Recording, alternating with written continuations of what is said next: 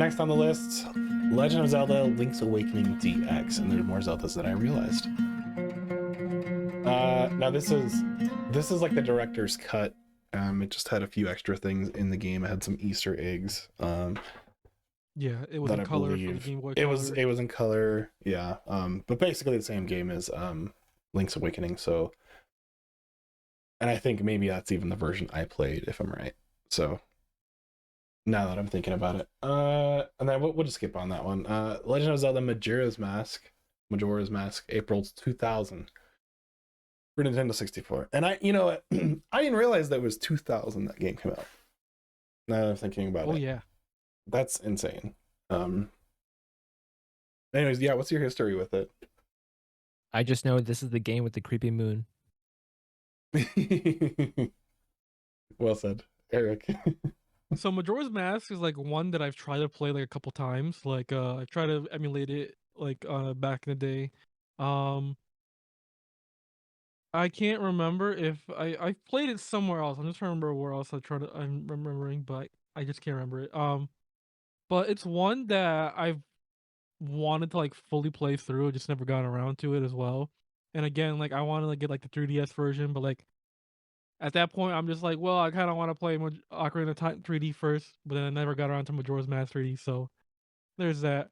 I don't know. Is it on N64 online yet on the NSO? I don't know. You'll have to fact check that. Let us know in the comments. Yeah, I can't remember if it is or not. But I just kind of wish they ported like Nintendo would like port the 3DS versions of those games to the Switch so I can like play those versions. And I know like people have like some issues with Majora's Mask 3D because like apparently it like changes a couple things, and some people don't like them. But I'm just like, well, if it makes the game quality of life a lot better, I'm kind of down for it. You know what I mean? Yeah. So before I get to my history, the fact I want to do is, I guess we could have done this for the last one, but it says the Ocarina of Time almost had a first-person view. That idea No that did way, float man. around for a while, but ultimately the idea of a first-person game was scrapped because Nintendo feared gamers would hate not seeing Link. They were dead on about that one. Yeah, absolutely. I can't imagine a Zelda that would be first person. That would just be a little odd. That's the darkest timeline. No. Yeah. Um, I didn't play the Majora's Mask on N64 at all. I always saw people play it and then get frustrated by it, and I didn't want to bother. So, because it was scary because the idea was that you would start over, like your progress would start over, and you'd have to keep trying before that time limit. And that Damn, so it's a idea didn't. roguelike, eh? It kinda, but it didn't really appeal to me at that point. Obviously, the funny thing is I love roguelikes. So, and I didn't play this until later when it came out on the DS, but we'll get to that.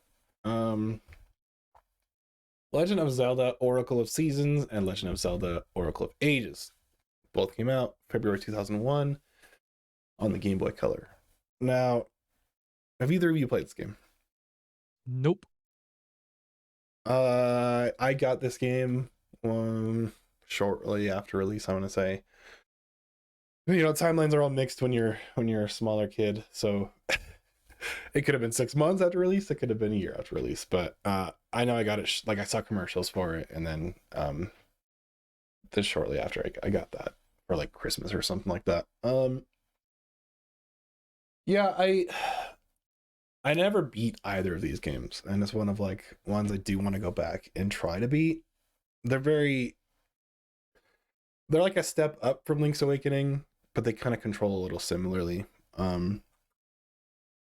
And when you put them together, you get a special ending. Like when you put the two, or if you play the two, there's this. I believe there's this that different ending with these two. Yep. And so that's something I always wanted to do. Maybe I'll one of these days try it out on like an emulator or something to kind of get that experience. But yep. Yeah, I know Um. people want like these games to be remade like the same way Link's Awakening was, Mhm. and that'd be like pretty interesting if they did. Well, But I and know, you could do like uh, different paths, right? yeah, like these were two separate games like at release, and of course like you link them together with like I believe it's either a link cable or like a passcode they give you in the game. Yep. Remember the age of passcodes, everybody, where there was no saves. You just had to remember the code or write it down. Yeah. But yeah, I'll be interested to see like a remake in Link's Awakening. That'll get me to like play these games. That's for sure. That would be really cool. I would enjoy Yeah. that. And then I don't know if you have this in your little facts over here, yeah. but these games were actually developed by a Capcom owned developer. Oh, these ones were, huh? Yeah. It Nice. says the developer is Flagship, but like they were owned by Capcom basically. Yeah, and this isn't the Minish Cap one, I don't think, but it was probably a No. different one. Yeah. That's really cool. Eric with the homework. We after that one we have Legend of Zelda: Link to the Past and Four Swords. This is Game Boy Advance, so it had like both of it, right? And it's like a bundle game back in the day, which is greatly to think about. There's two separate games in that one cartridge for the GBA. December 2002, by the way. I bought this game, and this was actually where I beat A Link to the Past, was on the GBA. And Four Swords, I remember doing the link cable with 3 other friends, and we had the little thing in the center or whatever to connect it. Oh, you played like this really? Yes, yeah. I played like it was intended, right? Which was cumbersome because you'd all sit around, and the cord was not light; it was heavy. So like your Game Boy Advance was like getting drugged down by the thing. I wish I had friends to link cable with. It was like, you know, what is like battling in Pokemon? What is trading? on recess? We'd all sneak our Game Boy Advance out, and like other people be playing tetherball and stuff like that, and you know, being active, and we'd be sitting like on the wall or something. You would be tethered virtually. We would be tethered virtually. We thought it was the coolest shit ever.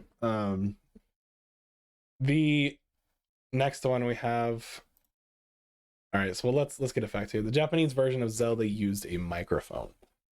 The instruction manual for The Legend of Zelda suggests that the rabbit-like Pulse voice creature has a weakness to sound.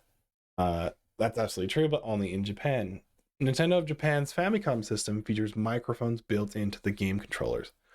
You can defeat a Pulse voice in the Japanese version of the game by making noise into the mic.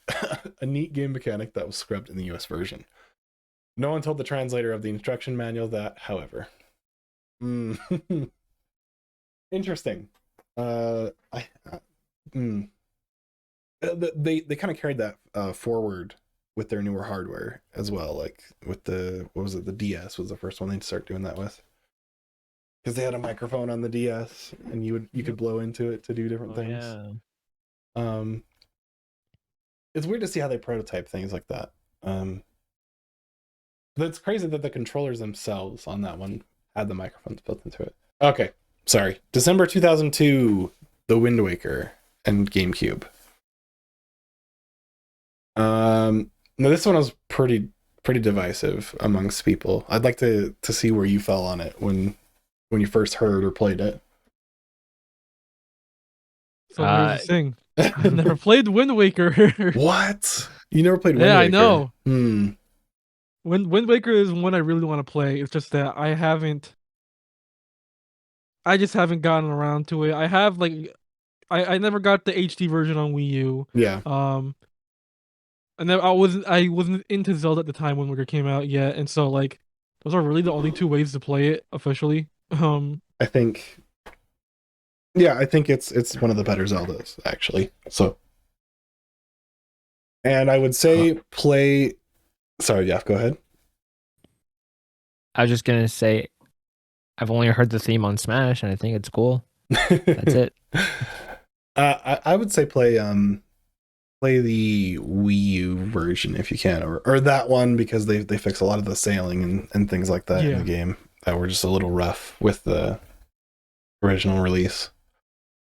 Another fact says we almost had Zelda Craft dungeon building. Originally, the game was set to launch on floppy disks. So players could use No way. memory storage to create and share the dungeons they created. Once Nintendo decided on cartridges for the officially named Nintendo Entertainment System, that idea was ditched. So they just didn't have the memory to do it. But yep, you were almost able to craft your own dungeons in the original Zelda.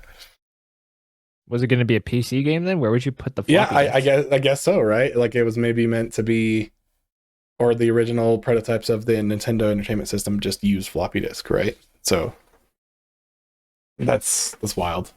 Yeah, my history with Wind Waker is, I played it on. I remember renting Wind Waker on GameCube from the wild land of Blockbuster, right? When it still existed. I remember renting it and not having enough time or memory on my memory card for it, which is wild to even think about, that you wouldn't have enough memory blocks to save your own save file. But yeah, my history was, I got decently far. I got off I got like through the first, I'm gonna say dungeon, right? And then I had to return it, and then I didn't bother until it came back to the Wii U because I was just discouraged, right? That was at the time where, we just weren't buying games as much. I wasn't playing as much Nintendo things, so